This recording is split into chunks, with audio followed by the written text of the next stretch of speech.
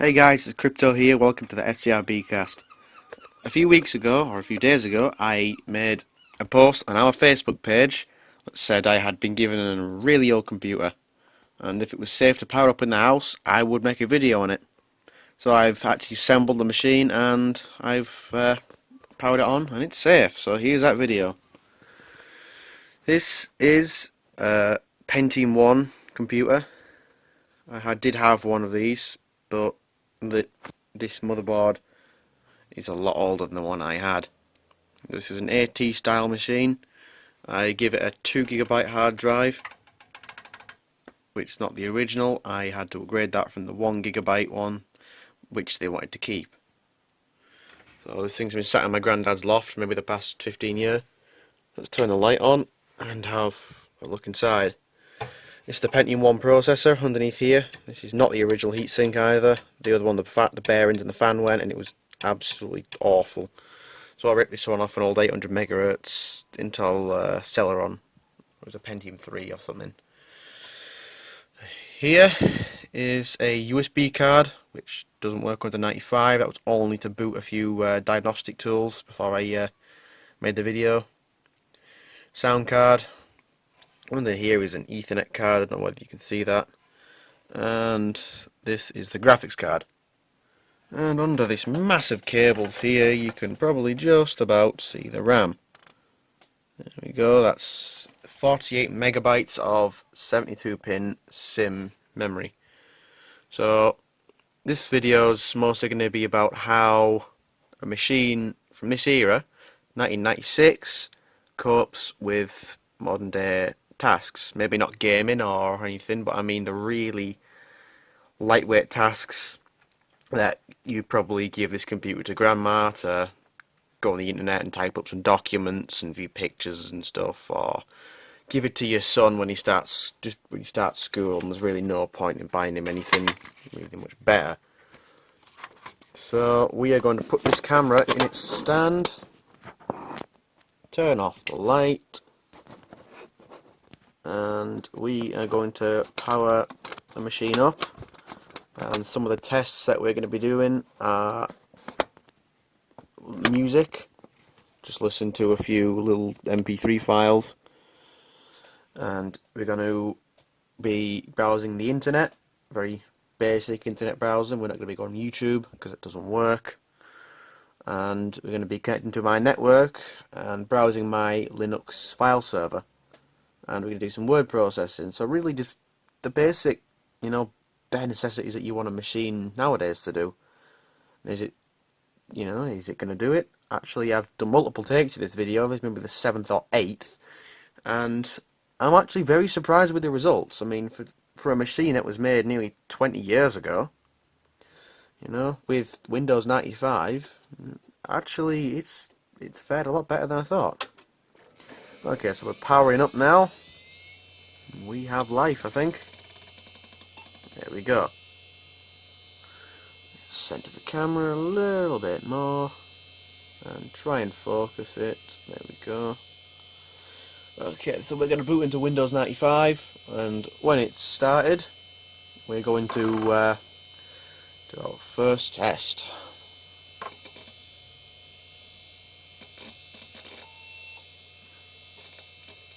Just ignore scan disk.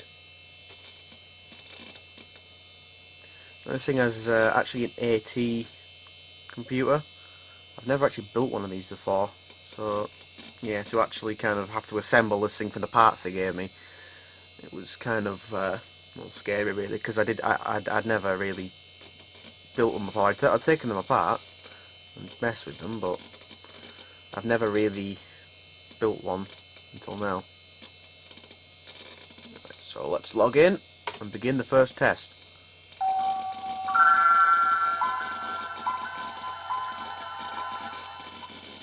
So that might make you all nostalgic, and the really horrible hard drive, it sounds like a strimmer. I struggled to distinguish the sound between my father outside cutting the grass and this hard drive. Alright, test 1.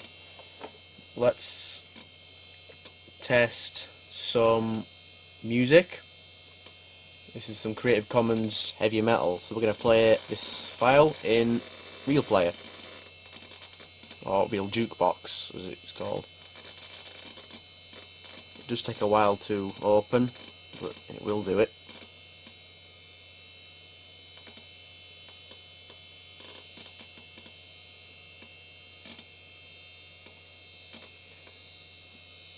And that's a bit of Black Sabbath I was playing earlier. So now once it's loaded the file, we'll start to play.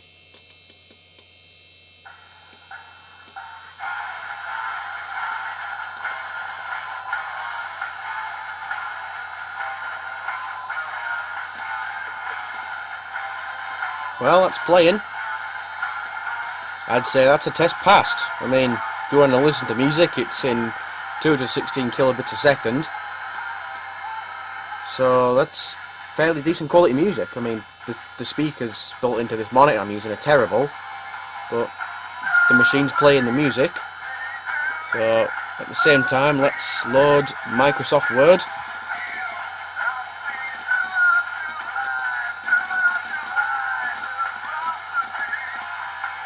There's no skipping or lagging the audio then.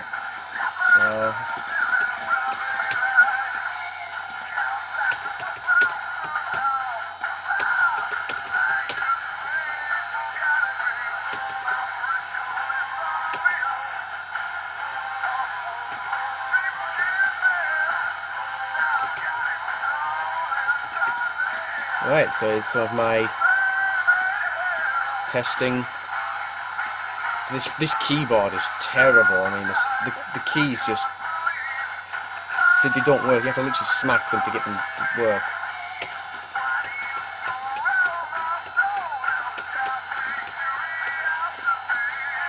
Okay, so I'd say that's enough. If you want to type up a report in Microsoft Word and listen to music at the same time, put some headphones in, I'd say this machine's gonna cut it.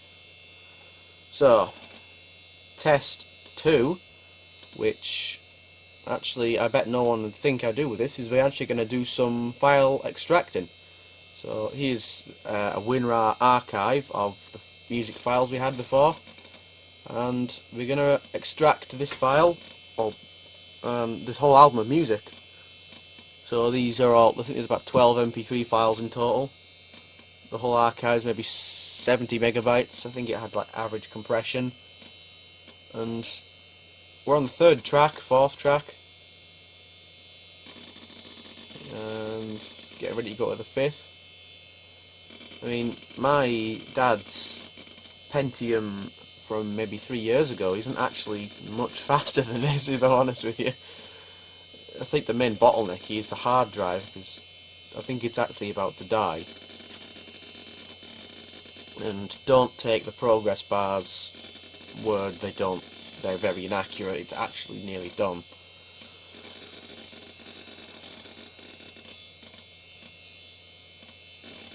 So you'll probably be able to see that if I remove this here, it's created the folder.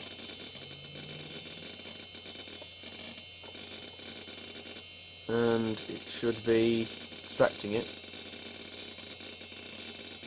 See it creating the files. And done. That's a 70 megabyte archive extracted, so that's, I guess for a Pentium 1 machine, that's not bad. I mean, considering in the, 20 years ago. So, next test, we are going to go on the internet and browse some websites.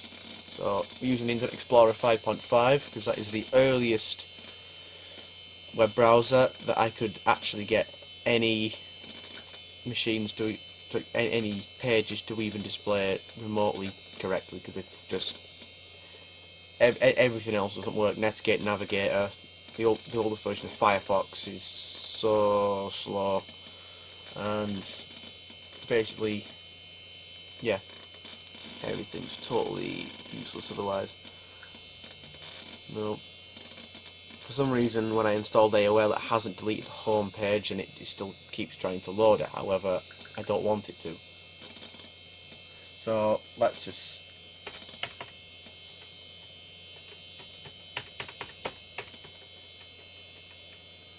Alright, so we're going to load Google.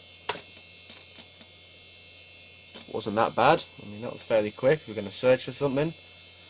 Let's search Google Images for Windows 95 wall. And we're going to download a wallpaper of a fairly high resolution. Let's just say... No, just take the first one. And we're going to view that image, see how long it takes, if it'll do it at all. Alright, we won't do that one. Apparently we're not allowed to view it. Let's load a blue screen of death. That looks fun. Now let's just take this 1024 by 768 wallpaper. And yes, it's loaded. That was fairly quick. I mean, I think my internet connection's actually the bottleneck here. So we'll just save it to the desktop as a PNG, call it Windows 95. Here it is. So let's change my wallpaper to that actually. It might look a little bit better. So for some reason, I mean, this is stupid. This is like really not right for someone of my age, but I actually prefer Windows 95 to Windows 7. I just find it so much simpler. I mean, call me dumb, but yeah. You know, we're not going to change it. We're actually going to do it this way. We're going to open it and see how long it takes to load off the hard drive.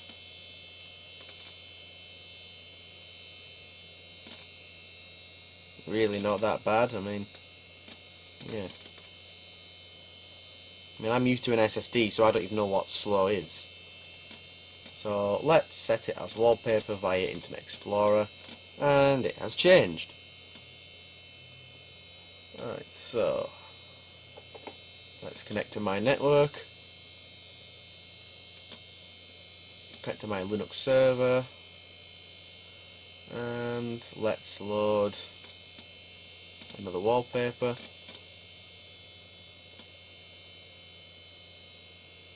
It's just the basic clouds background. It came with 98, and it works fine.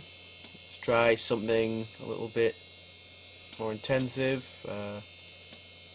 Let's play Duke Nukem 3D from the network. Yay. Okay, maybe not. We'll copy it first. It doesn't seem to want to do anything, so that's another test, I guess.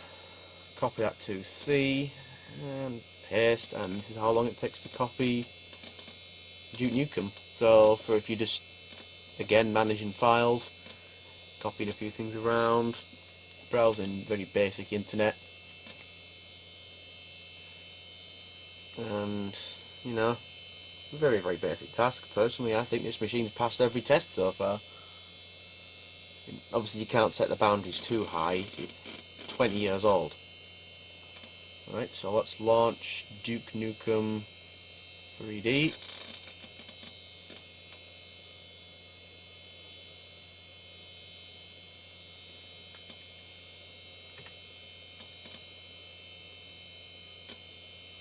I think it's going to load, but maybe not.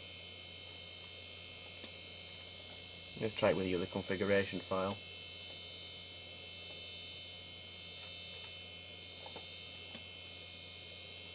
Alright, now let's screw it.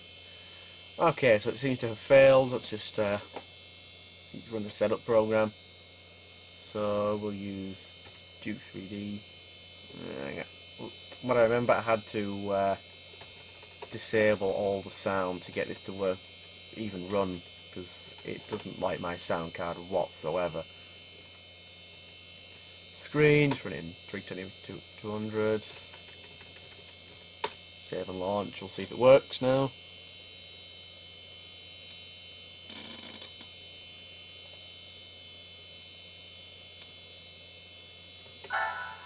No. Okay, so I'm going to say that's not a problem with the machine, how about the way I've just copied this from the network and launched it without configuring it. So to make up for it, we're going to do another test. We're going to see how long it takes to copy this random ISO I have of Windows 7, no, Windows 98 2nd edition, mainly because I actually legally own that. We're going to copy that to see how much space we have. Yes, we got a bit left. And we're going to see how long it takes to copy from the network. And at the same time, we're going to launch Microsoft Word, and we're going to go back to the music. Oops. And that's my entire music directory. And we are going to go back to the C drive. Actually, I've realised that it's okay. Let's make another instance of it, and we're gonna. It's taking longer than I expected. Actually, it's just, you know, this only happens on camera, so it was here a minute ago. My music. And we're going to play that same song again while copying the ISO. We're going to load Internet Explorer. And just, obviously this is a multitasking test to see if it's even usable. But it still hasn't loaded the audio file. You know what, let's actually go and manually change the homepage back from AOL, change it to Google. Really starting to slow down now, but I'm going to say it's usable. Let's use a blank page. Saving options, there we go. Alright, so home, it'll be blank. So we have the music started.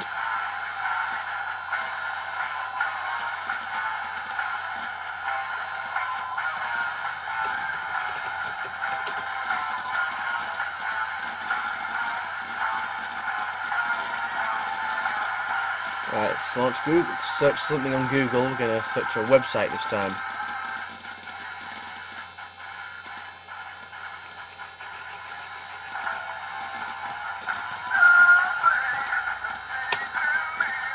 Let's turn the volume down.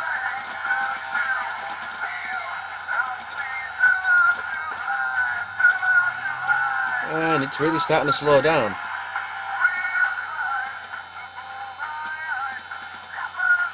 So we're going to load Tom's Hardware, a very big site, and just see if it even tries to do anything, or whether it tries so hard it just falls over and fails miserably. And while it's loading, we're going to randomly type in Microsoft Word. I can't really type anything properly because this keyboard is literally so old and broken. The keys don't stick as such, but they refuse to go down in the first place.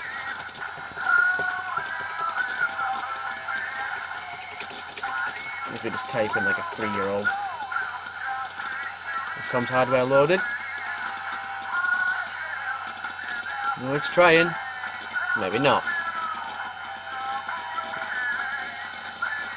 Actually, it's still going. It's still going. Let's leave it to do something. Pause the music. It's annoying me if I'm talking to the camera and listening to music at the same time, but we get the idea. I mean, apart from the fact it's slow, and is it slow because of the Pentium in it? Well, it didn't want to work. Is it slow because of the Pentium in it, or is it slow because it has 48 megabytes of RAM? I mean, if we're accessing the disk quite a lot. I mean, it shouldn't take so long to copy an ISO. I mean, it's a 100 megabit Ethernet card, so I think the bottleneck's the hard drive.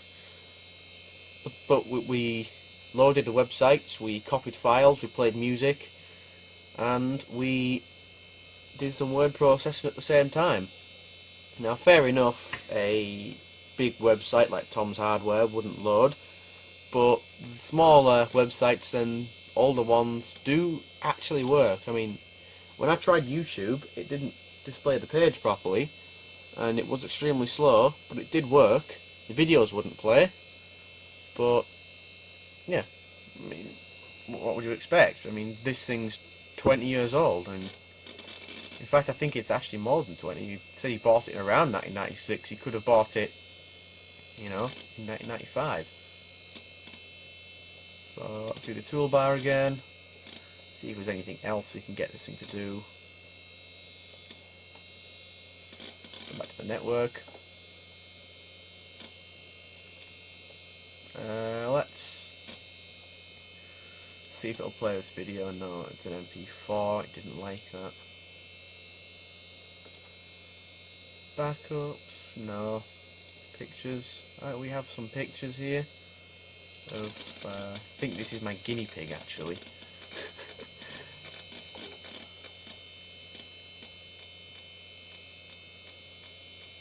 So we're loading a picture off the network, and then I think we're just going to call it a day.